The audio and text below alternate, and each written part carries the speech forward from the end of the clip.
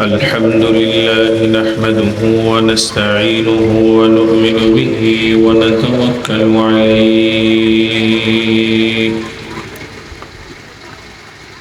ونعوذ بالله من شرور أنفسنا ومن سيئات أعمالنا من يهد الله فلا مضل له ومن يضلله فلا هادي له ونشهد أن سيدنا وسندنا وحبيبنا ومولانا محمدا عبده ورسوله أرسله بالحق بشيرا ونذيرا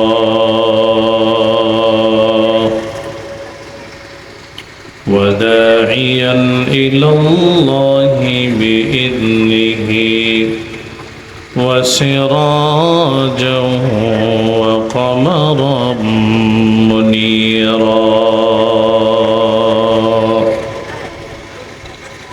أما بعد فأعوذ بالله من الشيطان الرجيم بسم الله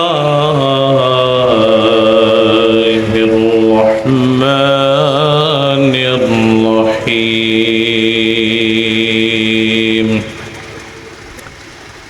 إن الله يأمر بالعدل والإحسان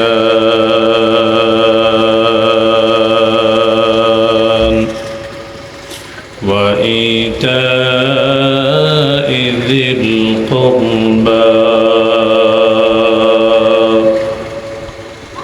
وينهى عن الفحشاء والمنكر والبغي يعظكم لعلكم تذكرون رہے میرے مسکن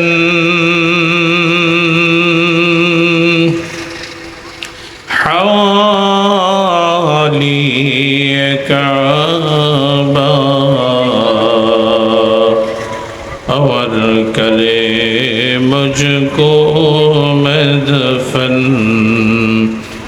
دیار مدینہ بلغ العلا بکمالہ کشف الدجى بجمالہ حسنت جميع خصاله صلوا عليه وآله لا إله إلا الله لا إله جري आवाज दिए मोहम्मद जादे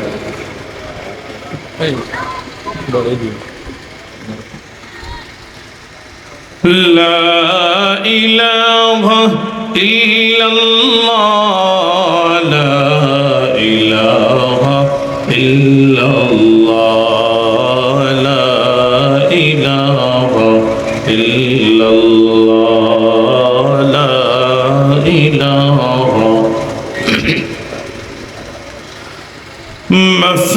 مفازتك زيرا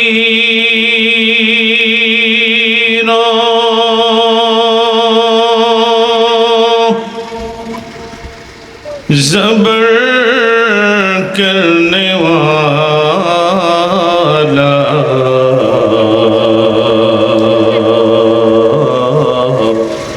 قمر کشی तेरी शुक्र करने वाला ला इलाहा इल्लल्लाह ला इलाहा। आওয়াজ দিয়ে মোহাব্বতের সাথে সকলেই সমস্যার পড়ি লা ইলাহা ইল্লাল্লাহ লা ইলাহা লা ইলাহা ইল্লাল্লাহ লা ইলাহা ইল্লাল্লাহ লা ইলাহা ইল্লাল্লাহ লা ইলাহা লা ইলাহা ইল্লাল্লাহ মুহাম্মাদুর রাসূলুল্লাহ। অধ্যক্ষার আয়োজিত মহতী মাজলিসের মান্যবর সভাপতি, দিগার মুআজ্জাজ মুকাররম উলামায়ে কেরাম, পিতৃতুল্য মুরব্বিয়ানে ইজাম, যুবক ভাইরা, পর্দার আড়ালে বসে থেকে দ্বীনি আলোচনা শ্রবণরতা আবার মা ও বোনেরা, সর্বপ্রথম ওই মহান রব্বুল আলামিনের পাকে দরবারে লাখ কোটি শুকর, যিনি আমাদেরকে এই গরমের মধ্যে, এই প্রচণ্ড গরমের ভেতরে বসে দ্বীনি কিছু আলোচনা শোনা এবং বলার তৌফিক দান করেছেন। এই জন্যে মহান মালিকের দরবারে আমরা সকলেই কালিমাতুশ শুকুর আদায় করি। শরীরের সমস্তটুকুন শক্তি ব্যয় করে ঈমানি চেতনায় উজ্জীবিত হয়ে চিৎকার মেরে সকলেই সমস্বরে বলি আলহামদুলিল্লাহ। সেই লম্বা সময় থেকে আপনারা কথা শুনছিলেন, খুব গুরুত্বপূর্ণ কথা আপনারা শুনছিলেন। এই গরমের মধ্যে বসে বসে কথা শুনছেন। আল্লাহ তাআলা আমরা যা শুনেছি, যা শুনব, প্রত্যেকটি কথার উপরে বুঝে বুঝে আমল করার তৌফিক দান করুক। সকলে বলি আমিন সুম্মা আমিন। কোরআনুল কারীমের একখানা আয়াতে কারিমা আপনাদের সামনে তিলাওয়াত করেছি। এই আয়াতটা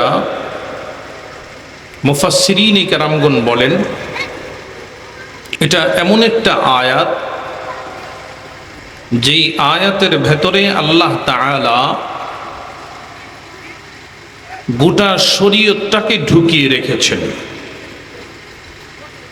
এই আয়াতের ভেতরে শরীয়তের যত বিষয় আছে, সমস্ত বিষয়কে এই আয়াতটার ভেতরে সংক্ষিপ্তভাবে আল্লাহ তাআলা ঢুকিয়ে রেখেছেন।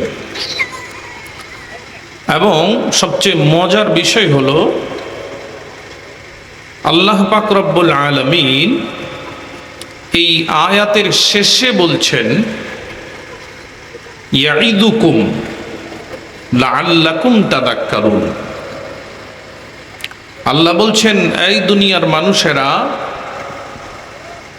দুনিয়াতে কত বক্তার ওয়াজ তোমরা শোনো, কত আলেমের ওয়াজ তোমরা শোনো। আল্লাহ তাআলা কোরআনুল কারীমের এই আয়াতে বলেন, ইয়াইদুকুম, আমি আল্লাহ তোমাদেরকে ওয়াজ করতেছি। আমি আল্লাহ ওয়াজ করতেছি। কে ওয়াজ করেন? আল্লাহ ওয়াজ করেন। শোনো, আমি আল্লাহ তোমাদেরকে ওয়াজ করতেছি। এই আয়াতের ভেতরে যে বিষয়গুলো আমি আল্লাহ বলেছি, এই কথাগুলো তোমরা যদি মেনে চলতে পারো, লাআল্লাকুম তাযাক্কারুন, অবশ্যই অবশ্যই তোমরা পবিত্র হয়ে যাবা, তোমরা মুত্তাকি হয়ে যাবা, পরহেজগার হয়ে যাবা, পবিত্র ঈমানদার তোমরা হয়ে যাবা।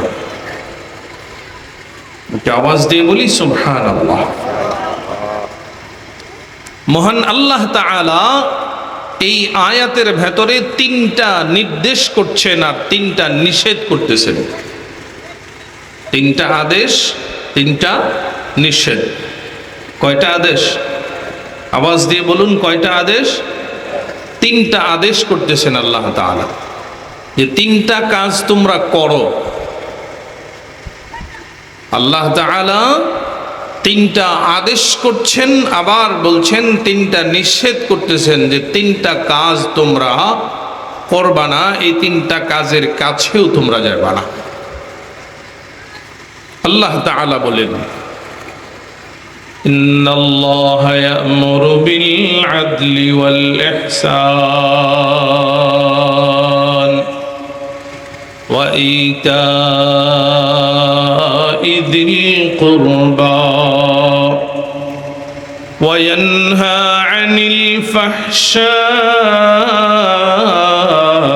ওয়াল মুনকার والمنكر والبغي। আল্লাহ তাআলা 6টা কাজের কথা এখানে আলোচনা করতেছেন, 6টা বিষয়। এর মধ্যে 3টা হলো আদেশ পালনীয়, আর 3টা হলো নিষেধ বর্জনীয়। মালিক যদি তৌফিক দান করেন তাহলে 6টা বিষয় অতি সংক্ষেপে আপনাদের সাথে আলোচনা করব ইনশাআল্লাহ। বাকি দোয়া করি আল্লাহ তাআলার কাছে যেন 6টা বিষয় আলোচনা করতে পারি এবং আপনারা সকলে ধৈর্য সহকারে শুনতে পারেন। রাজি আছি তো ইনশাআল্লাহ? কারা কারা রাজি আছি দুইটা হাত উঠায় দেখাই তো ইনশাআল্লাহ। আল্লাহ আমাদের সকলকে তৌফিক দান করুক। হাত নামান। আল্লাহ বলেন, ইন্নাল্লাহা ইয়া'মুরু, আল্লাহ আদেশ করছেন, বিল আদলি ওয়াল ইহসান ওয়া ইতা'i যিল কুরবা। 3 জিনিসের আদেশ। এর মধ্যে সর্বপ্রথম আল্লাহ আদেশ করতেছেন, আল্লাহ বলেন আল আদল, তোমরা আল্লাহ তাআলা আদলের আদেশ করেন। আদল কি জিনিস? বাংলা অর্থ হলো নেই পরায়ণতা, নেই পরায়ণ, ইনসাফ, বৈষম্যহীনতা, বৈষম্যহীনতা সব জায়গায়, বন্টনের ক্ষেত্রে, বিচারের ক্ষেত্রে, কথা বলার ক্ষেত্রে। এমন কোনো কথা যেন আমার থেকে উচ্চারিত না হয় যেই কথাটা কারো উপরে জুলুম হয়ে যায়, অন্যায় হয়ে যায়। আবার এমন কোনো কাজ যেন আমি না করি যেই কাজের মাধ্যমে কারো উপরে জুলুম হয়ে যায়। আবার বিশেষ করে বিচার সালিশের ক্ষেত্রে নেই পরায়ণতা রক্ষা করা, কারো পক্ষে পয়সা খেয়ে কারো পক্ষে রায় দিয়ে দেওয়া, আবার কারো বিপক্ষে রায় চলে যাওয়া, রায় দিয়ে দেওয়া, এমনটা যেন না হয়। কারো পক্ষে রায় দেওয়া পয়সা খেয়ে, কারো বিপক্ষে রায় দেওয়া, এমনটা যেন না হয়। যদি এমন হয় তাহলে কি হবে? সমাজের শৃঙ্খলা নষ্ট হয়ে যাবে। সমাজের কি নষ্ট হয়ে যাবে? শৃঙ্খলা নষ্ট হয়ে যাবে। কিভাবে? যারা অপরাধী এরা অপরাধ করতেই থাকবে, যারা অপরাধী এরা অপরাধ করতেই থাকবে, আর মনে মনে চিন্তা করবে যে অপরাধ করলে সমস্যা কি, মামলা করবে আমার বিরুদ্ধে, সমস্যা নাই, আমার পয়সা আছে, আমার উপরে লোক আছে, সব ডিসমিস করে ফেলবো, মামলা ওখানে যাবেই না, মামলা যাওয়ার আগেই সব শেষ করে ফেলবো, মামলা থানাওয়ালা নিবেই না। কথা ঠিক নেবে? ঠিক। বাস্তবে এরকমটা হয় আমাদের দেশে, হয়, অহরহ হয়, অহরহ হয়। এলাকার পাতি নেতা ফোন করে থানায় বলে দেয় যে মামলাটা নিয়েন না, মামলা দিতে আসতেছে, মামলা নিয়েন না। এই পাতি নেতা কেন এটা করলো? নেতার পকেটে কিছু টাকা ঢুকছে, এই জন্য সে ফোন করে দেয় যার বিরুদ্ধে মামলা হবে লোকটা আমার দলের, আমার পক্ষের লোক, সুতরাং মামলা নেবেন না, মামলা নেবেন না। তো অপরাধী যখন দেখে যে অপরাধ করলেও আমার শাস্তি হয় না, আমার পক্ষে লোক আছে, লোক থাকলে পরে সমস্যা নাই, তখন দেখা যায় যে অপরাধী সে এত পরিমাণে অপরাধ করে, এত পরিমাণে অপরাধ করে, তার অপরাধের সীমা থাকে না। আর অপরাধের কি থাকে না? সীমা থাকে না। আবার নতুন করেও অপরাধী তৈরি হয়। যারা ভালো মানুষ এরা চিন্তা করে যে ও যেহেতু অপরাধ করে ছাড়া পায়, তো আমি অপরাধ করলে সমস্যা কোথায়? যে জন্য অপরাধীর সংখ্যা দিন দিন বাড়তেছে না কমতেছে? বাড়তেছে না কমতেছে? বাড়তেছে।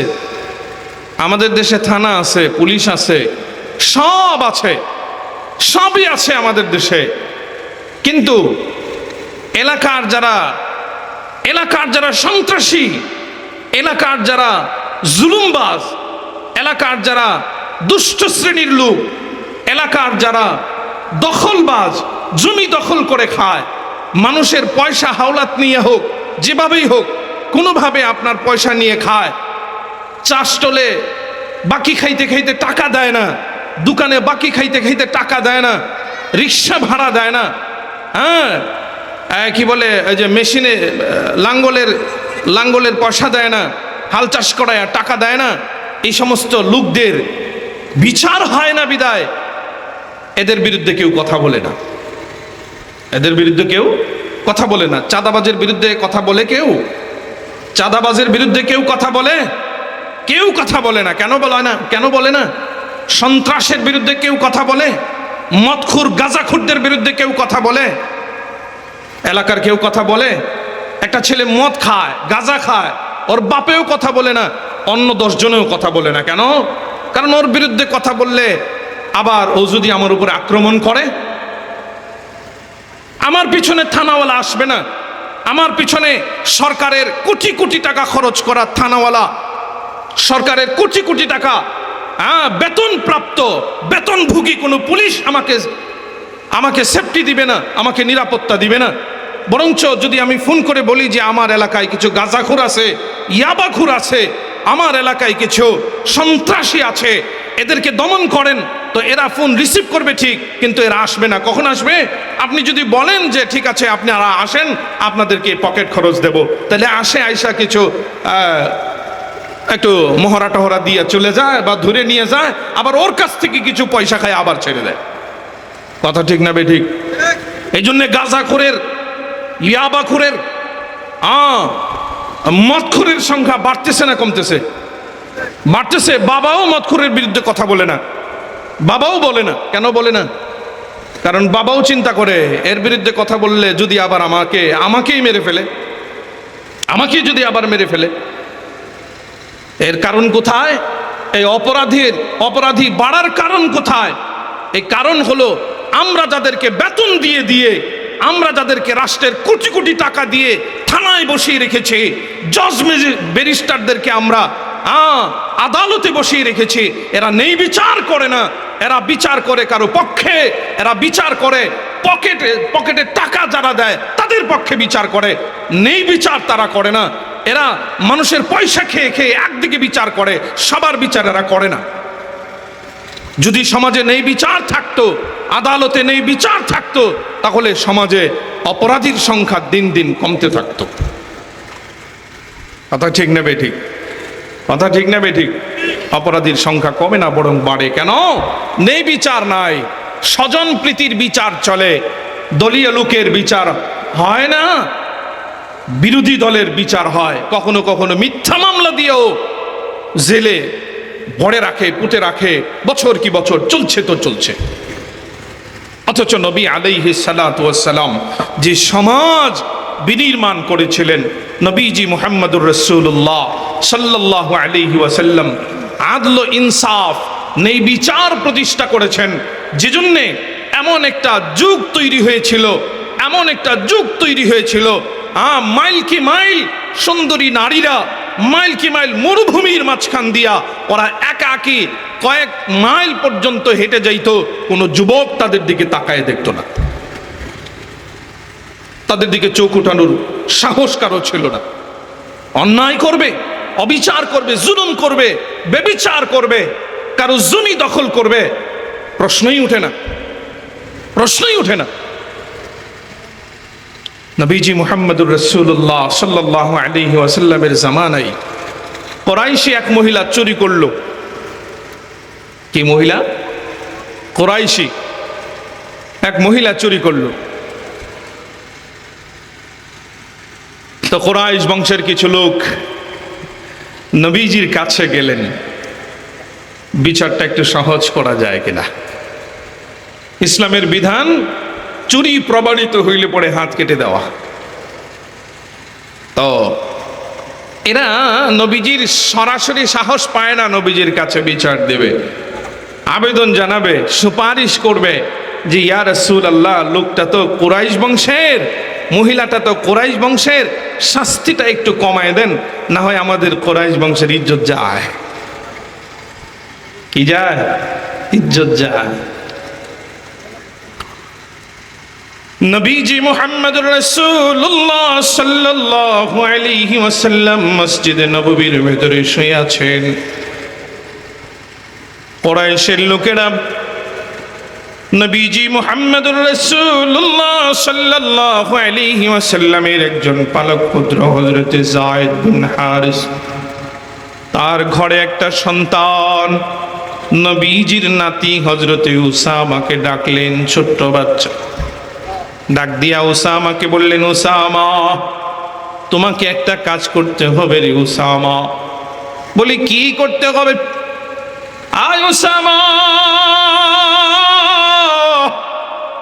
আমরা তো নবীজি পর্যন্ত যেতে পারতেছি না রে উসামা। শোনো শোনো, তোমার একটা দায়িত্ব হলো রে উসামা। তুমি নবীজির কাছে যাইবা, গিয়া বলবা, আয় দাদা, ইয়া রাসূলুল্লাহ, ইয়া হাবিবাল্লাহ, আপনি যে বিচারের সিদ্ধান্ত দিয়েছেন, আপনি যে বিচারটা করবেন যে মহিলার বিরুদ্ধে, নবীজি এই মহিলাটা হলো কুরাইশ বংশের মহিলা। ইয়া রাসূলুল্লাহ, ইয়া হাবিবাল্লাহ, নবী গো, আপনি যদি এই মহিলার বিচার করেন তাহলে কুরাইশের ইজ্জত যায়। আপনি যদি পারেন কুরাইশি মহিলা হিসাবে বিচারটা একটু সহজ করেন।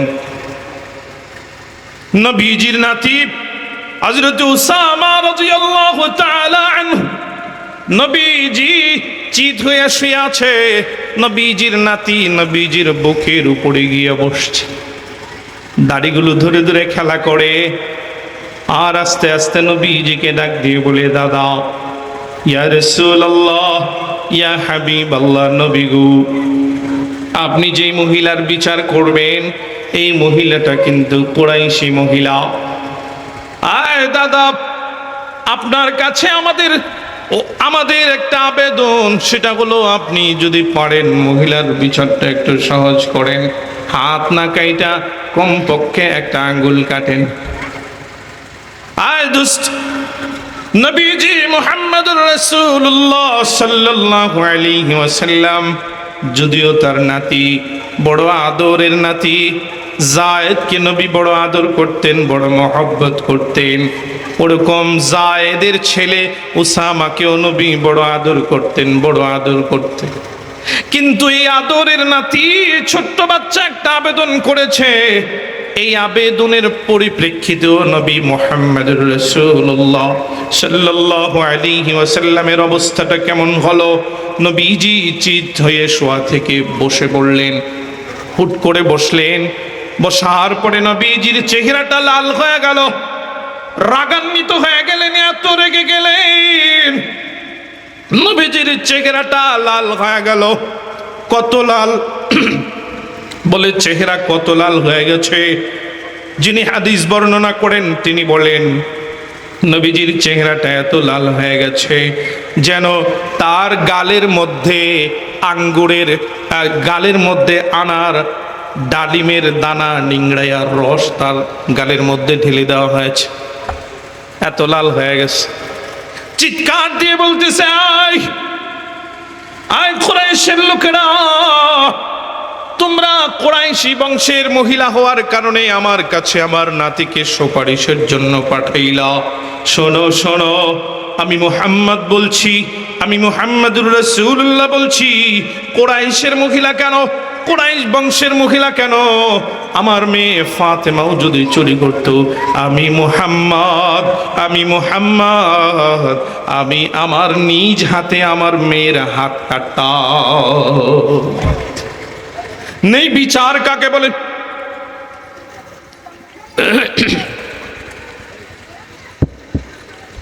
নেই বিচার কাকে বলে? নবীর একজন জলিল কদর সাহাবী নবীজি মুহাম্মদুর রাসূলুল্লাহ সাল্লাল্লাহু আলাইহি ওয়াসাল্লাম যেই সাহাবীকে জীবনের সবচেয়ে বেশি বিশ্বাস করেছেন, মক্কার কাফেরেরা ঘোষণা দিল, মুহাম্মদকে যেখানেই পাও গ্রেফতার করো, জীবিত অথবা মৃত যদি গ্রেফতার করা যায় 100 উট দেওয়া হবে। কয়টা উট? 100 উটের দাম কত? কত দাম? একটা উটের দাম যদি সর্বনিম্ন 1 লক্ষ টাকা হয়, 100 উটের দাম কত? 1 কোটি টাকা। মুহাম্মদ যেন পালাইতে না পারে, মক্কা ছেড়ে যেন চলে যেতে না পারে রে। মুহাম্মদুর রাসূলুল্লাহর বিরুদ্ধে পুরস্কার ঘোষণা হয়ে গেল। মুহাম্মদকে যে গ্রহণ ধরতে পারবে তাকে 100 উট দেওয়া হবে। মক্কাতুল মুকাররমার যারা বড় বড় বীর পালোয়ান ছিল, খোলা তরবারি নিয়ে মাঠে বের হয়ে গেছে, ধরো ধরো মুহাম্মদকে খোঁজো। কঠিন গোপন সফরে, বড় কঠিন একটা সফর, যেই সফরটা বড় গুরুত্বপূর্ণ সফর, বড় গোপনীয় সফর। এই সফরে যাকে বেছে নিলেন হযরতে আবু বকর সিদ্দিক রাদিয়াল্লাহু তাআলা আনহু। নবীজির পরে যিনি খলিফাতুল মুসলিমিন হযরতে আবু বকরকে নবীজি মুহাম্মদুর রাসূলুল্লাহ সাল্লাল্লাহু আলাইহি ওয়াসাল্লাম বড় সম্মান করে, বড় ইজ্জত করে। এই রকম আবু বকরের ব্যাপারে নবীজির কাছে নালিশ, আয় মুহাম্মদ, আপনার আবু বকর আমাকে প্রহার করেছে, আমাকে আঘাত করেছে, আমাকে মারছে। নবীজি ডাক দিয়ে বলেন, এই ইহুদি, আবু বকর আঘাত করার মানুষ না, আবু বকর বড় নরম মানুষ, আবু বকর বড় ঠান্ডা মেজাজের মানুষ। আবু বকর কেমনে মারে? মারলে পরে উমর মারতে পারে, উমরের মেজাজটা একটু গরম। উমর হয়তো তোমারে মারছে, চিনো না? বলে না, আমি আপনার আবু বকরকেও ভালো করে চিনি, আপনার উমরকেও আমি ভালো করে চিনি, আজকের আঘাতটা আবু বকরই করছে। এরই মধ্যে নবীর সাহাবী হযরতে আবু বকর সিদ্দিক রাদিয়াল্লাহু তাআলা আনহু উপস্থিত। নবীজিকে সালাম পেশ করার পরে ডাক দিয়ে বলে, ইয়া রাসূলুল্লাহ, নবী আমার, ইহুদিকে আমি আঘাত করেছি, আমি সাক্ষ্য দিলাম নিজেই, তবে অনুমতি পাইলে আরেকটা মারবো। কি ব্যাপার আবু বকর, আপনি এত রাগ হয়ে গেলেন কেন? আপনি এত রেগে গেলেন কেন? আপনি না ঠান্ডা মেজাজের মানুষ। এই আবু বকর, আপনি এত রেগে গেলেন কেন? নবীর সাহাবী হযরতে আবু বকর সিদ্দিক রাদিয়াল্লাহু তাআলা আনহু ডাক দিয়ে বলে, ইয়া রাসূলুল্লাহ, ইয়া হাবিবাল্লাহ, নবীজি,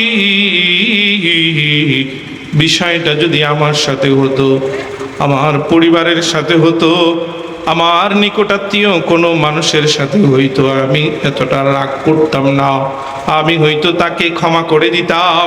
কিন্তু নবীজি,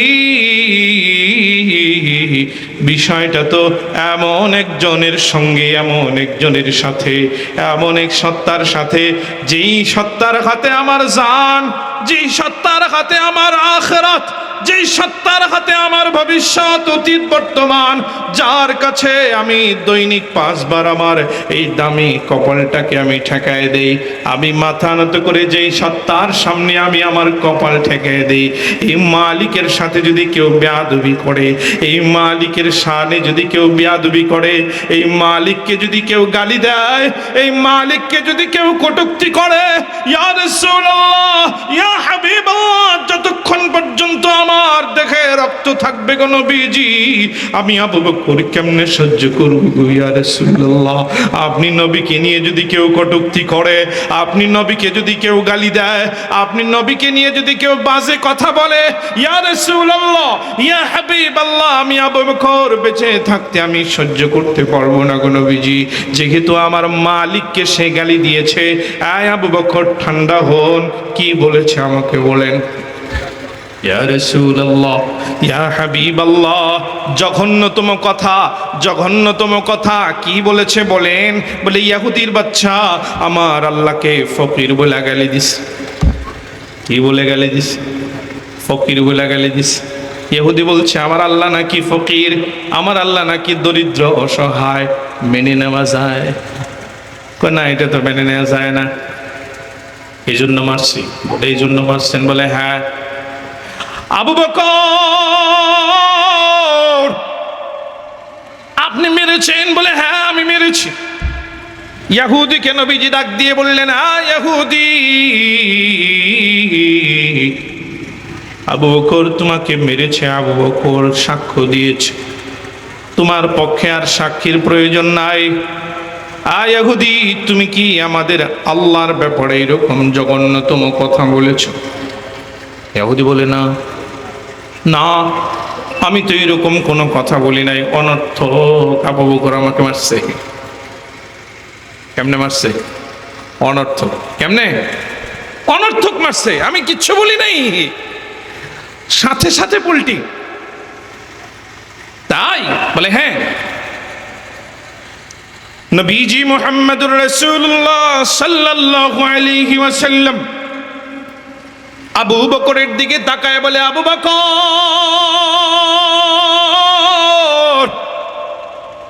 ও আবু বকর, আপনি মেরেছেন? বলে হ্যাঁ আমি মেরেছি।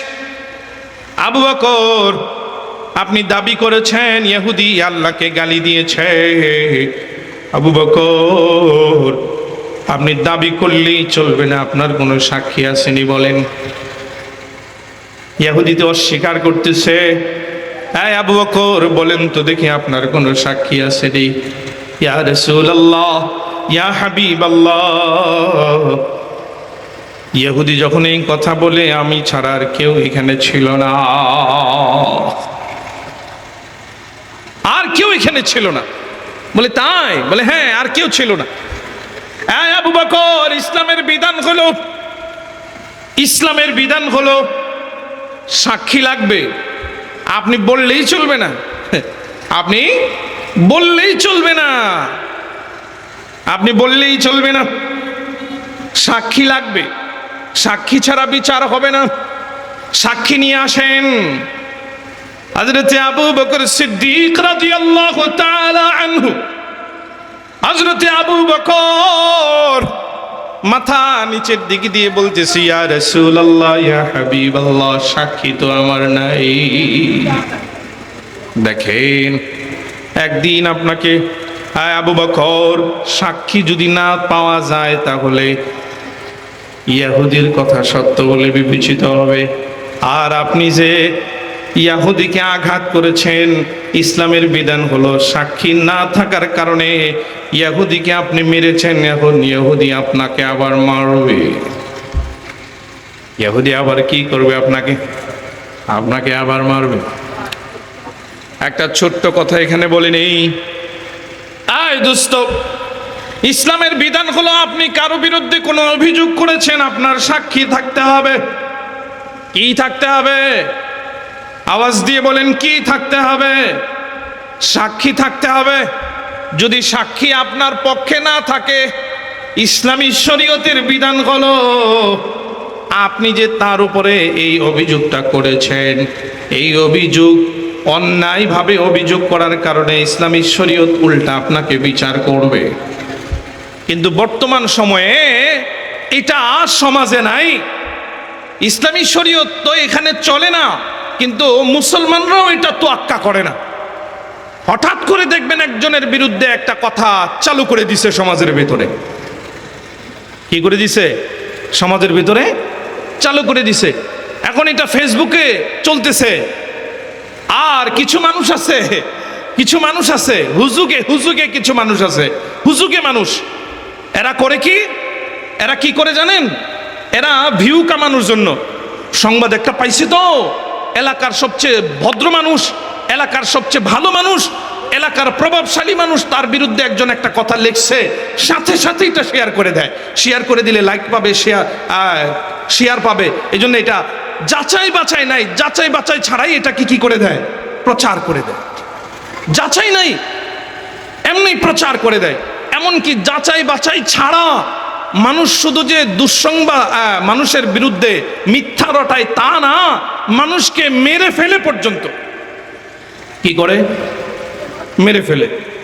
যেমন ধরেন, এক্সাম্পল দেই, ধরেন কোনো কারণে হঠাৎ করে একটা মানুষ আপনাদের এই বটতলা দোকানে বৈশা চা খাইল। কি খাইলো? চা খাইলো। আপনি কথাটা খেয়াল করেন ভালো করে। চা খাইলো। চা খাওয়ার সময় পকেট থেকে মোবাইল খুলে তার টেবিলের উপরে রাখলো। ঘটনাক্রমে এরকমটা হইল। চা খাওয়ার পরে উঠে চলে যাচ্ছে, এমন সময় পাশের যিনি ছিল উনার মোবাইলটাও উনি টেবিলের উপরে রাখছে। ঠিক আছে কথা? এখন চা খাওয়ার ফাঁকে হয়তো তার মনে নাই, খেয়াল নাই, এরকম ঘটনা ঘটছে, বাস্তব ঘটনা ঘটছে। এই জন্য আমি উদাহরণটা দিচ্ছি। উনি হয়তো মনের বেখেয়ালে, খেয়াল না করে পাশের জনের মোবাইলটা ওনার পকেটে ঢুকাই ফেলছে। বেখেয়ালে হইতে পারে না, এরকমটা হইতে পারে কি না? ঢুকাই ফেলছে। ঢুকানোর পরে এখন চা খেয়ে উঠে যাওয়ার সময় তিনি টেবিলের দিকে তাকায়, দেখে তার মোবাইল টেবিলের উপরে। এখন আগে যে অন্যজনেরটা বেখেয়ালে ঢুকাই ফেলছে, এটা তার খেয়াল নাই। এখন নিজেরটা হাতে করে নিয়ে চলে যেতেছে। বেখেয়ালে এরকম হতে পারে কি পারে না? পারে কি পারে না? এখন যার মোবাইল, সে চিন্তা করলো এই তো চোর পাইলাম, এই তো চোর পাইলাম। চোর তো চোর, চোর বলে ডাক দেওয়ার সাথে সাথে যাচাই নাই বাছাই নাই, আসলেই কি লোকটা চোর কিনা, যাচাই নাই বাছাই নাই। আর হুজুগে বাঙালি দে মার, মারতে মারতে মারতে মারতে কয় টাকার মোবাইল একবারে জীবন শেষ। হুজুগে বাঙালি কি করলেন এটা? আল্লাহ বলছেন নেই পরায়ণতার, ইনসাফের নির্দেশ আমি আল্লাহ করছি। আপনার ইনসাফ কোথায় গেল?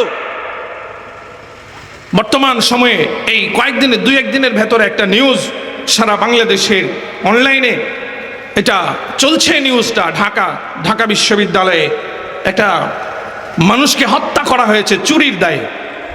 আসলেও মানুষটা চোর কিনা এটার কোনো যাচাই বাছাই নাই, কিছুই নেই। আমরা পরবর্তীতে যেটা দেখলাম, মানুষটা হলো মানসিক বিকারগ্রস্ত একটা মানুষ। তাকে চোর বলে, চোর বানায়া তাকে এমন মায়ের মারছে, তাও একটা বাংলাদেশের সর্বোচ্চ বিদ্যাপীঠ, যেখান থেকে শিক্ষিত সমাজ তৈরি হয়, সভ্য সমাজ তৈরি হয়। এই সভ্য সমাজের, সভ্য শিক্ষিত সমাজ তৈরির যে কারখানা, সেখান থেকে এইরকম অসভ্য একটা আচরণ বাঙালি জাতি আমরা দেখতে পেলাম। অসভ্য একটা আচরণ, নির্লজ্জ একটা আচরণ। জাতি হিসাবে এই সমস্ত ঘটনা যখন ঘটে, তখন আমরা জাতি হিসাবে বড় নির্লজ্জ হয়ে যায়। জাতি হিসাবে পরিচয় দেওয়া আমাদের জন্য বড় কঠিন হয়ে দাঁড়ায়। জানা নাই, শোনা নাই, সবাই মারতেছে আমিও মারি, সবাই মারতেছে আমিও মারি। মসজিদের জুতা চোর একটা মানুষ, সে মসজিদ থেকে বের হলো, জুতার মতো জুতা হইতেই পারে, অথবা একরকম এক জুতা নিয়ে সে চলে যাচ্ছে, তাকে ধইরা মাইর দেওয়া শুরু করছে। মারতে মারতে এমনও হয়েছে জুতার কারণে লোকটাকে বেরিয়ে ফেলছে। কোথায় তোমার বিচার? কোথায় তোমার নেই পরায়ণতা? কোথায়? এই জন্য সাক্ষ্য দরকার। সাক্ষ্য দরকার, প্রমাণ দরকার। প্রমাণ ছাড়া এই ধরনের কাজ আমরা করব না, কারো গায়ে হাত লাগাবো না। আর এমনিও তো আপনি বিচারের কে? অপরাধ যদি কেউ করেই থাকে তাহলে অপরাধের শাস্তি দেওয়ার জন্য লোক আছে, তাদের কাছে সুপুর্দ করবেন। আপনি কেন অপরাধের শাস্তি দেবেন? ইসলামও এটা সমর্থন করে না, কোনো অবস্থাতেই না। সমাজে মিথ্যা রটায় দেন, ভালো করে খেয়াল করবেন। একটা মহিলার ব্যাপারে, একটা ছেলের ব্যাপারে, একটা মেয়ের ব্যাপারে আপনি কথা রটায় দিলেন, এই মেয়েটা এই ছেলের সাথে সম্পর্ক আছে, কোনো প্রমাণ নাই। আবার কিছু মানুষ এটাকে বিশ্বাস করে করে প্রচারও করতেছে। নবীর হাদিস শোনাই, নবীর হাদিস শোনাই, নবীর হাদিস শোনাই, ভালো করে খেয়াল করবেন। নবী বলেন কাফা বিল মারই কাযিবান আইয়ুহাদ্দিসা বিকুল্লি মা সামিআ। নবী বলেন আপনি একজনের কাছ থেকে একটা কথা শুনলেন, শোনার পরে যাচাই বাছাই না কইরা, সত্য না মিথ্যা যাচাই বাছাই না কইরা এটা আপনি প্রচার করে দিলেন। নবী বলেন আপনি ডাহা মিথ্যক, আপনি একজন মিথ্যাবাদী প্রমাণিত হয়ে গেলেন, আপনি মুনাফিক। এই জন্যে একজনের কাছে একটা শোনার সাথে সাথে এটা প্রচার করে দিবেন না। সাক্ষী গ্রহণ করবেন, সাক্ষী আছে কিনা, প্রমাণ আছে কিনা এটা দেখবেন, না দেখা প্রচার করবেন না। সমাজের কিছু মানুষ আছে এরকম, এরকম কিছু নিউজ যদি কোথাও থেকে একটু পায়, একটু ঘ্রাণ যদি পায়, তাহলে এটারে আরো বাড়াইয়া টাড়াইয়া, হাত পা দিয়া, রং তামাশা দিয়া, নাকফুল কানের দুল লাগাইয়া এটারে আরো বড় করে মানুষের সামনে প্রচার করে, পাইছি এইবার ইজ্জত লুটার সুযোগ পেয়ে গেছি। বিশেষ করে নারী সমাজের মধ্যে এই প্রবণতাটা বেশি দেখা যায়। একই তো গীবত। দ্বিতীয় হলো মিথ্যাবাদী হয়ে গেলেন আপনি। নবী বলেন মিথ্যাবাদীর তিনটা লক্ষণ, এর মধ্যে একটা, মুনাফিকের তিনটা লক্ষণ, এর মধ্যে একটা হলো সে মিথ্যা কথা বলে। আপনি মিথ্যা কথা বললেন, আপনি মুনাফিক হয়ে গেলেন। মুনাফিকের জায়গা কোথায়? আল্লাহ বলেন ফিদ্দারকিল আসফালি মিনান নার, জাহান্নামের অতল গহ্বরে আপনার জায়গা।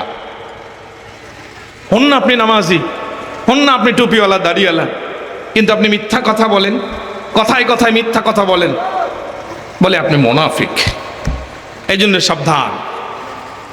নবীজি মুহাম্মদুর রাসূলুল্লাহ সাল্লাল্লাহু আলাইহি ওয়াসাল্লাম আবু বকর রাদিয়াল্লাহু তাআলা আনহুকে ডাক দিয়ে বললেন, আবু বকর, সাক্ষী ছাড়া তো আমি বিচার করতে পারবো না রে আবু বকর। আয় আবু বকর, সাক্ষী যদি নিয়ে আসতে না পারেন রে, আপনার বিরুদ্ধে আদেশ দেব, আপনার বিরুদ্ধে শাস্তি দেওয়া হবে রে আবু বকর। নবীর সাহাবী হযরতে আবু বকর সিদ্দিক রাদিয়াল্লাহু তাআলা আনহু ডাক দিয়ে বললেন, ইয়া রাসূলুল্লাহ, ইয়া হাবিবাল্লাহ, নবীজি সাক্ষী নাই, তবে আপনার কাছে আমি আবু বকর একটা রজনীর সময় চাই, একটা রাত আমাকে দেন। আমি আবু বকর এক রাত আমি একটু ভাববো, চিন্তা করব, আগামীকাল আমার বিচার করবেন গো নবীজি।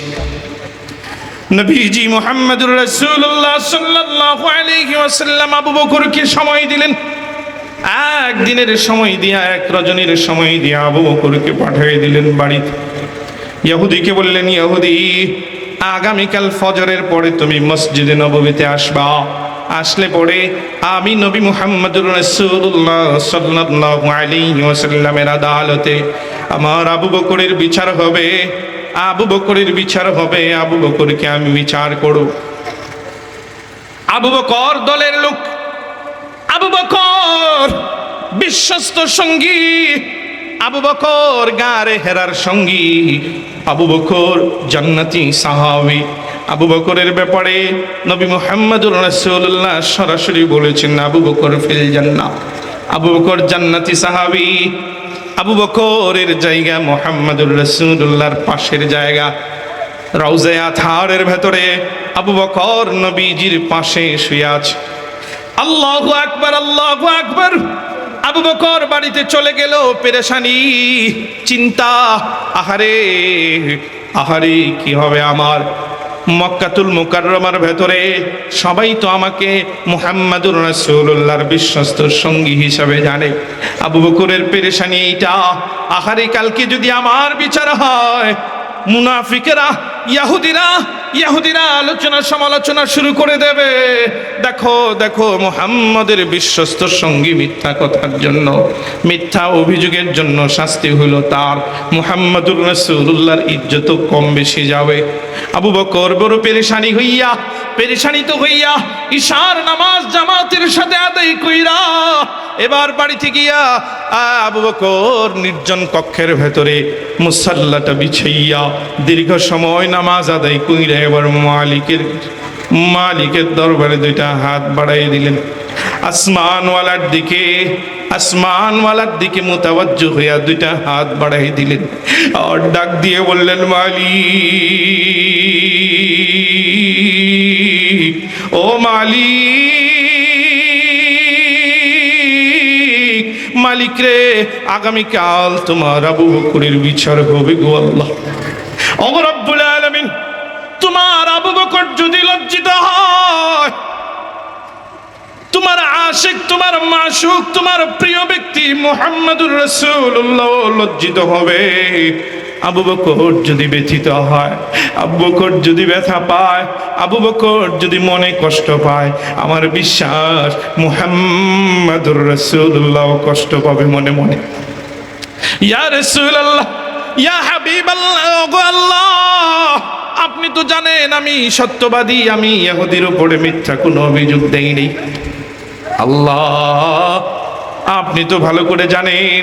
ওগো আল্লাহ, এখন আপনি ছাড়া আমার আর কেউ নেই। আপনার কাছে আমার ইজ্জত সঁপে দিলাম, আপনার কাছে আমার সব কিছু সঁপে দিলাম। ওগো রব্বুল আলামিন আল্লাহ, আপনি পারেন কুদরতি ভাবে, যদি আমার ইজ্জত রক্ষা করতে চান আপনি কেবল পারেন। হযরত আবু বকর সিদ্দিক রাদিয়াল্লাহু তাআলা আনহু ফজরের নামাজে তিনি উপস্থিত হলেন মসজিদে নববীতে। ফজরের নামাজ আদায় করার পরে নবীজি মুহাম্মদুর রাসূলুল্লাহ সাল্লাল্লাহু আলাইহি ওয়াসাল্লাম আবু বকরকে ডাক দিলেন, আবু বকর আছেন? বলে, লাব্বাইকা ইয়া রাসূলুল্লাহ, আমি উপস্থিত আছি গো নবীজি, আমি আছি। ইহুদিকে নবীজি ডাক দিলেন। ইহুদি বললেন, হ্যাঁ আমিও আছি। বিচার শুরু হবে। মদিনাতুল মুনাওয়ারার ভেতরে রাতে রাতে সংবাদ পৌঁছে গেছে, আগামীকাল ফজরের পরে মুহাম্মদুর রাসূলুল্লাহর বিশ্বস্ত সঙ্গী আবু বকরের বিচার হবে। আবু বকরকে কেমনে বিচার করবে? মুহাম্মদুর রাসূলুল্লাহর বিশ্বস্ত সঙ্গী আবু বকরকে কেমনে মুহাম্মদুর রাসূলুল্লাহ বিচারের আওতায় নিয়ে আসবে? ইহুদিরা অবাক, মুসলমানেরাও কিছু কিছু অবাক। ইহুদিরা মসজিদে নববীর পাশে এসে ভিড় করা আরম্ভ করেছে। মসজিদে নববীর বাহিরে লোকে লোকারণ্য মানুষগুলো তাকায় আছে। এমনি মুহূর্তে নবী মুহাম্মদুর রাসূলুল্লাহ সাল্লাল্লাহু আলাইহি ওয়াসাল্লাম হযরতে মুহাম্মদুর রাসূলুল্লাহ ইহুদিকে ডাক দিয়ে বলে, ইহুদি প্রস্তুতি গ্রহণ করো, তোমাকে আবু বকর যেইভাবে থাপ্পড় দিয়েছে তুমি ঠিক সেইভাবে আবু বকরকে থাপ্পড় দিবা। প্রস্তুতি গ্রহণ করো। আবু বকর তুমিও প্রস্তুতি গ্রহণ করো, তুমিও শাস্তি গ্রহণ করার জন্য প্রস্তুতি নাও। আবু বকরও রেডি, এদিকে ইহুদিও রেডি। এমনি মুহূর্তে আল্লাহ রাব্বুল আলামিন হযরত জিবরাইল আমিনকে ডাক দিয়ে বলে, জিবরাইল যা যা যা, আবু বকর যদি কষ্ট পায় আমার হাবিবের মনও কষ্ট পাবে। আবু বকর যদি আজকে লজ্জিত হয়, আবু বকরের আজকে যদি লজ্জিত হয়, তাহলে আমার আদল ইনসাফ নষ্ট হয়ে যাবে। আয় জিবরাইল যা যা যা, তাড়াতাড়ি যা। আমার আবু বকরের পক্ষে দুনিয়ার কোনো সাক্ষীর প্রয়োজন নাই, আমি রব্বুল আলামিন আবু বকরের পক্ষে সাক্ষী দিয়ে দিলাম। নবীজি নির্দেশ দিলেন, আয় ইহুদি প্রস্তুতি গ্রহণ করো, ইহুদি প্রস্তুতি গ্রহণ করছে, এমনি মুহূর্তে জিবরাইল আমিন পিছন দিক থেকে সালাম দেয়, আসসালাতু আসসালামু আলাইকা ইয়া রাসূলুল্লাহ, আসসালাতু আসসালামু আলাইকা ইয়া হাবিবাল্লাহ, ইয়া রাসূলুল্লাহ। নবীজি আবু বকরের বিচার করার আগে আল্লাহ রাব্বুল আলামিন আপনাকে একটা মেসেজ দিয়েছেন। আল্লাহ তাআলা আপনার কাছে কোরআনুল কারীমের একটা আয়াতে কারিমা অবতীর্ণ করেছেন, যে আয়াতের ভেতরে আল্লাহ তাআলা, যে কোরআনের আয়াতের ভেতরে আল্লাহ রাব্বুল আলামিন আবু বকরের পবিত্রতা বর্ণনা করেছেন। আবু বকর যে দোষী না, এই কথাটা কোরআনের আয়াত অবতীর্ণ করার মাধ্যমে প্রমাণিত করেছেন। ইয়া রাসূলুল্লাহ, আল্লাহ তাআলা নিজে আবু বকরের পক্ষে সাক্ষ্য দিচ্ছেন। দুনিয়ার কোনো সাক্ষীর প্রয়োজন নাই, দুনিয়ার কোনো সাক্ষ্যর প্রয়োজন নাই। হযরত জিবরাইল আমিন নবীজিকে শুনিয়ে দিলেন, قد سمع الله قول الذين قالوا إن الله فقير ونحن أغنياء। আল্লাহ বলেন, আয় দুনিয়াবাসী শোনারা, আবু বকরের পক্ষে দুনিয়ার কোনো সাক্ষী যদিও না থাকে রে, আমি আল্লাহ আবু বকরের পক্ষে সাক্ষী দিয়ে দিলাম, আবু বকরের পক্ষে সাক্ষী দিয়ে দিলাম। এই ইহুদি যে আমাকে ফকির বলে গালি দিয়েছে, আমি আল্লাহ আমার কুদরতি কান দিয়ে শুনেছি। কে শুনছেন? আল্লাহ শুনেছেন। আয় ইহুদি, তুমি আমাকে গালি দিয়েছো, আমি আল্লাহ নিজে শুনছি। আমি আল্লাহ কি করছে? নিজে শুনছি যে তুমি গালি দিচ্ছ। আয় দোস্ত, বলছিলাম আল্লাহ রাব্বুল আলামিন প্রথম নম্বরে আল্লাহ তাআলা বান্দাদেরকে আদেশ করেন, এই দুনিয়াতে তোমরা নেই ও ইনসাফ প্রতিষ্ঠা করো, ইনসাফ প্রতিষ্ঠা করো। আয় যারা তোমরা মাতবর আছো, যারা তোমরা প্রভাবশালী ব্যক্তি আছো, সমাজের ভেতরে এমন ভাবে চলো, সমাজটাকে তোমরা এমন ভাবে চালাও, সমাজটাকে এমন ভাবে পরিচালনা করো, সমাজের বিচার সালিশগুলো এমন ভাবে তোমরা করবা যেন দুই নাম্বারি না হয়, যেন পকেটের লোকের পক্ষেরাই একরকম, আর যে তোমার বিপক্ষের লোক, তোমার অন্য বংশের লোক, রায় দিবা অন্যরকম, এমন যেন না হয়। যেই বংশের লোক বেশি, যেই বংশের প্রভাব বেশি, যেই বংশের লোক বেশি, যেই বংশের লোকের পয়সা বেশি, তাদের দিকে রায় দিতে গেলে তুমি নরম রায় দাও, গরম রায় তুমি দিতে পারো না। বলে না না না, আমি আল্লাহ তোমাকে বিচারক হিসেবে দুনিয়াতে পাঠিয়েছি। ক্ষমতা কার হাতে? আওয়াজ দিয়ে বলুন, ক্ষমতা কার হাতে? এখনো বিশ্বাস হয় না, এখনো বিশ্বাস হয় না। ক্ষমতা কার হাতে? অবস্থা পরিবর্তন কে করেন? কে করেন? আল্লাহ করে দেন। আপনাকে সমাজের মানুষ মনে করতেছেন আমি বড় হয়ে গেছি, কিন্তু আল্লাহ তাআলা আপনার মুখ থেকে আপনার দ্বারা এমন একটা কাজ ঘটায় দিবে যেটা আপনি বুঝতেও পারবেন না। আপনার এক কথার দ্বারা, আপনার একটা কাজের দ্বারা সমাজে আপনি মুখ দেখাইতে পারবেন না। হয় কি হয় না? হয় কি হয় না? তাহলে ক্ষমতার মালিক কে? আপনি মাতবর হয়েছেন, আপনাকে বিচারের ক্ষমতা দেওয়া হয়েছে।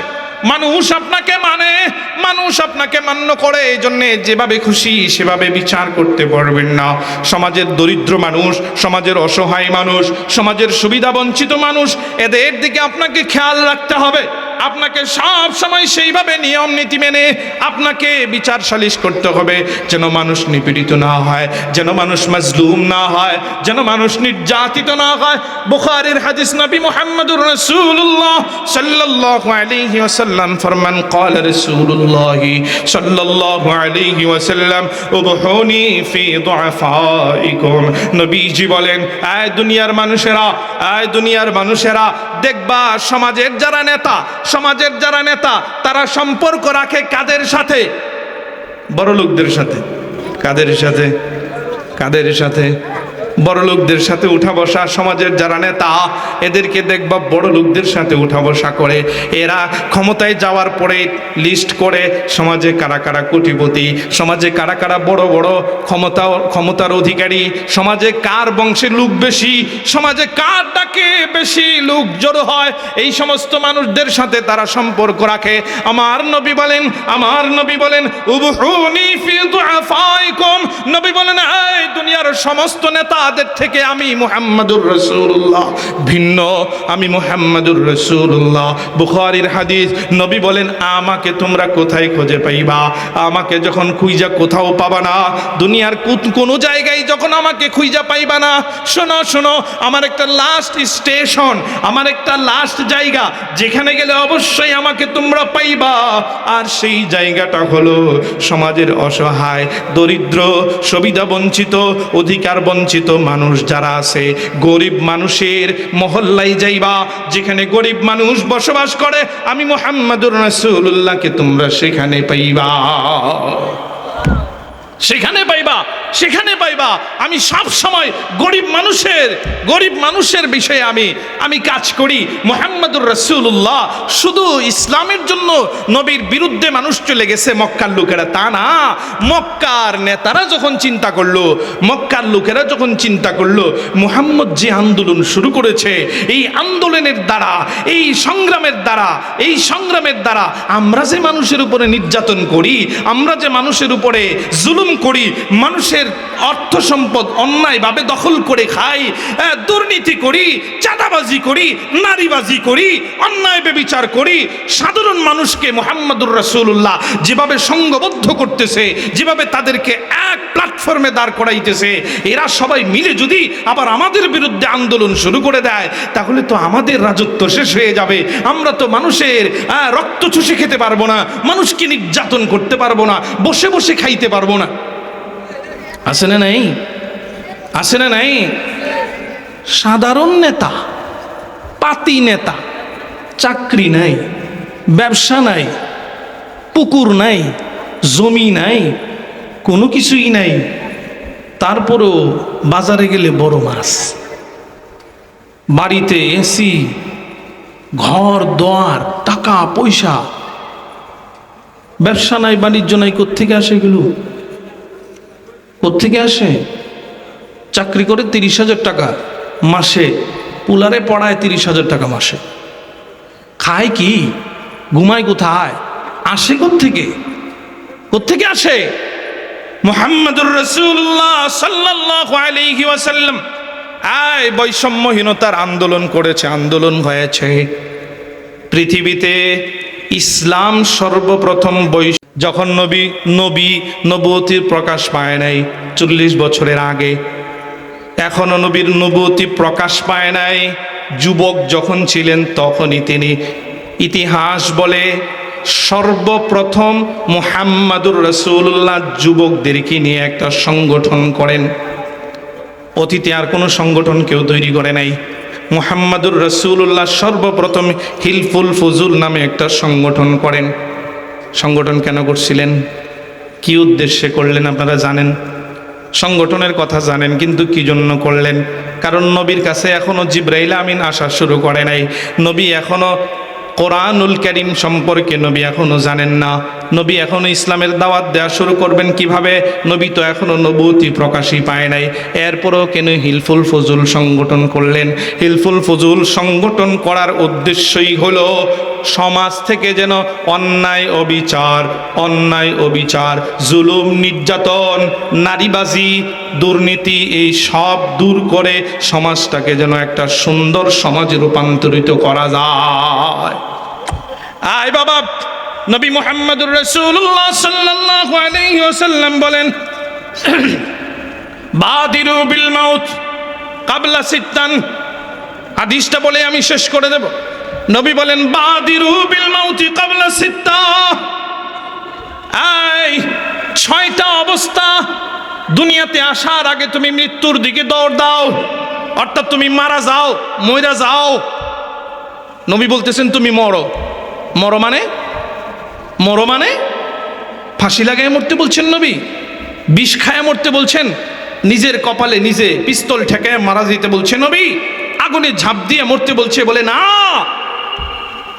নবী বলেন 6 অবস্থা যখন দুনিয়াতে দেখবা তখন আর তুমি ঘরে বসে থাকো না, তুমি হও আলেম, তুমি হও সাধারণ একজন মানুষ, তুমি হও মসজিদের সভাপতি, সাধারণ মুসল্লি, সেক্রেটারি, যে হও না কেন, সাধারণ একজন মুমিন যদি হও, আমি নবী নির্দেশ করলাম তোমার যখন দুনিয়াতে 6টা অবস্থা দেখবা তখন আর ঘরে বসে থাকো না, আন্দোলনে ঝাঁপায় পড়ো।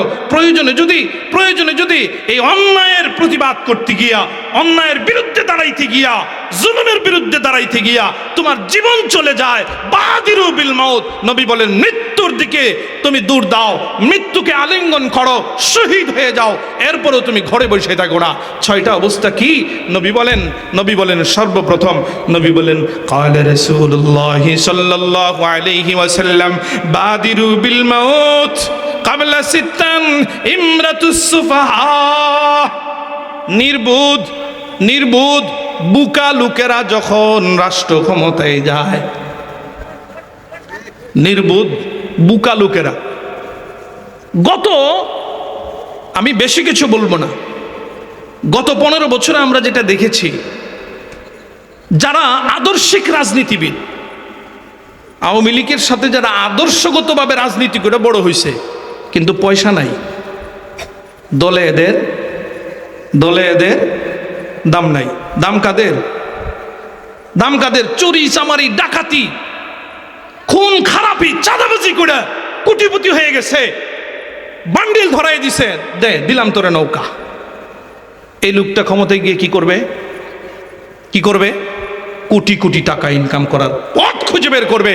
আর আদর্শিক রাজনীতিবিদ যারা গরিব হোক, তাকে যদি ফ্লোর দেওয়া হইতো, সে চিন্তা করত আমি আমার এই দলের জন্য বহু পরিশ্রম করেছি, আমি কারো সাথে চাঁদাবাজি কইরা আমি দলকে কলঙ্কিত করব না। নির্বোধ বুকারা, সন্ত্রাসীরা যখন ক্ষমতায় আসে তখন নবী বলেন বাদিরু বিল মাউত, আন্দোলনে ঝাঁপায় পড়ো, রক্ত ঢেলে দাও। 2 নম্বরে নবী বলেন ইমরাতুস সুফাহা ওয়া কাসরাতুশ শুরাত। আমার বানানো কোনো কথা বলছি না, নবীর হাদিস বলছি। নবী 1400 বছর আগে নবী ঘোষণা করেন ওয়া কাসরাতুশ শুরাত, পুলিশ যখন বেড়ে যাবে দেখবা পুলিশ খালি বাড়ে, পুলিশের সংখ্যা বাড়ায়, প্রশাসনের শক্তি বাড়ায়, কিন্তু অপরাধ কমে না। তাহলে বুঝবা গন্ডগোল শুরু হয়ে গেছে। এখন আর তোমার বসে থাকার সময় নাই। পুলিশের ক্ষমতা কম না বেশি? পুলিশের ক্ষমতা কম না বেশি? একটা থানাওয়ালা যদি ইচ্ছে করে তার সমস্ত বাধ্যবাধকতা তার থেকে সরিয়ে ফেলা হয়, দলীয় বাধ্যবাধকতা, সমস্ত প্রকারের চাপ যদি তার থেকে মুক্ত করা হয়, কয়দিন লাগবে একটা উপজেলাকে চোর, বাটপার, দুর্নীতিবাজ, চাঁদাবাজ, নারীবাজ, মদখুর, জুয়াখুর, ইয়াবাখুরদের থেকে মুক্ত করতে কয়দিন সময় লাগবে? কিন্তু না, পুলিশ বাড়তেছে। আরে পুলিশ বাড়ায় লাভ কি? একটা মানুষের পিছনে যদি একটা করে পুলিশ নিয়োগ করা হয়, আর পুলিশকে যদি নিয়ন্ত্রণ করা হয় উপর থেকে, তোরে আমি যার পিছনে লাগাইছি লোকটার পিছনে থাকবি ঠিক, কিন্তু অন্যায় করলে ধরবি না। অন্যায় করলে কি করবি না? ধরবি না। তখন নবী বলেন তুমি মাঠে নামো। ও বাইআল, ও নবী বলেন ও কাসরাতাশ শুরাত, নবী বলেন ও বাইআল হুকমি। দেখেন কত সুন্দর পয়েন্টের কথা নবী 1450 বছর আগে বলে গেছেন, মিলে কিনা দেখেন। নবী বলেন ও বাইআল হুকমি, 3 নম্বরে নবী বলেন 3 নম্বরে হলো যদি দেখো বিচার বিভাগ ক্রয় বিক্রয় হচ্ছে, বিচার বিভাগ কি হচ্ছে? ক্রয় বিক্রয় হচ্ছে, হয় কিনা? আল্লাহু আকবার। আপনি মারামারি করছেন এখানে, মামলা লিখবেন কোথায়? থানায় গিয়া। থানা পুলিশ বলতেছে কেমনে মামলা লিখবা? বলে স্যার এইভাবে লিখবো। বলে আরে বোকা, এইভাবে মামলা লেখলে আসামি ফাঁসবে না, আমি যেভাবে বলি এইভাবে লেখ। উকিল সুন্দর করে আপনাকে সাজায় দেয়, মামলার এবারত সাজায় দেয়, আয় মক্কেল এইভাবে লেখ, তুই তো আমার টাকা দিছস, তোর আসামি আমার ফাঁসাইতে হবে, সুতরাং আমি যেভাবে বলি এইভাবে আবার সাজা। আর জজ সাহেব যেমনে, টাকা যেমনে, ফোন যেমনে, যেদিক থেকে ফোন আসে ওই দিকে মামলার রায় ঘোরে। নবী বলেন যদি বিচার বিবাদ ক্রয় বিক্রয় হয় তাহলে কি করবা? তাহলে মাঠে নামো, মাঠে নামো। তুমি আর ঘরে বসে থাকার সুযোগ নাই, নামো। তুমি নাইমা প্রতিবাদ জানাও, তুমি নাইমা আন্দোলন করো, তুমি নাইমা এগুলোকে বন্ধ করার জন্য চেষ্টা করো। অন্যায় অবিচার শুরু হয়ে গেলে চেষ্টা করো। শুধু ইমাম সাহেবের উপরে দায়িত্ব দিয়ে আপনি ঘরে বসে থাকলেন না, হবে না। দায়িত্ব আপনারও আছে। 4 নম্বরে নবী বলেন ওয়াইস্তিগফাফাম বিদ্দাম। 4 নম্বরে নবী বলেন ওয়াইস্তিগফাফাম বিদ্দাম।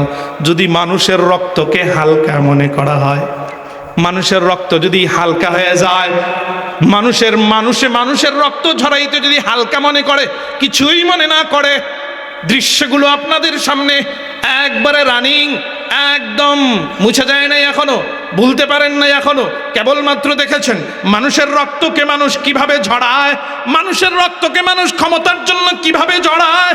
আরে আমি আর আপনি সাধারণ মানুষের রক্ত কিভাবে ক্ষমতাসীনেরা জড়ায়, দ্বন্দ্ব লাগাই দিয়া, পুলিশ লাগাই দিয়া, অমুক লাগাই দিয়া, তমুক লাগাই দিয়া। ভাই আমি আওয়ামী লীগ, বিএনপি, জামাত ইসলাম কোনো দলের পক্ষে বিপক্ষে বলছি না, কিন্তু আমার কথা হলো আপনারা যে রাজনীতি করছেন, এই রাজনীতি কইরা সাধারণ মানুষকে লাশ বানাইতেছেন, পিচ ডালা কালো রাস্তাগুলোকে আপনারা লাল করতেছেন। রাত শেষে দিন শেষে ক্ষমতার আসনে তো আপনারাই বসতেছেন, আপনারাই বসতেছেন। আমাদের প্রাপ্য কি? আমাদের প্রাপ্য কি? এই আন্দোলন করে আমাদের প্রাপ্য কি?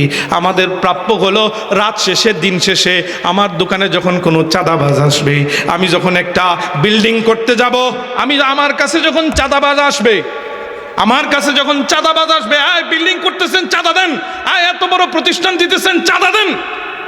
একটা সাংবাদিক, দুঃখ কোথায় বলি দেখেন, এক সাংবাদিক এসে বলে হুজুর এত বড় প্রতিষ্ঠান, আমরা আমাদের পত্রিকার একটা কি করব, এই প্রতিষ্ঠা বার্ষিকী করব, কিছু দেন, কিছু দেন। কত দেব? আমি কোত্থেকে দেব? মাদ্রাসার ফান্ড থেকে দেওয়ার কোনো সুযোগ নেই, আপনি ব্যক্তিগতভাবে দেন। আরে কোত্থেকে দেব? আমি বেতনই পাই কয় টাকা। কয় হুজুর কত রকমের সংবাদ হয় না, কি বুঝায়? টাকা না দিলে আপনার বিরুদ্ধে রিপোর্ট করে দেব।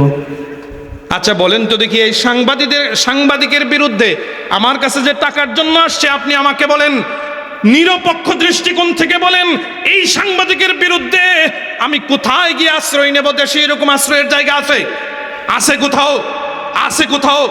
তাহলে আপনাকে আমি আমার রক্ত দিয়ে আপনাকে ক্ষমতায় বসায় আমার লাভ কি? কি লাভ?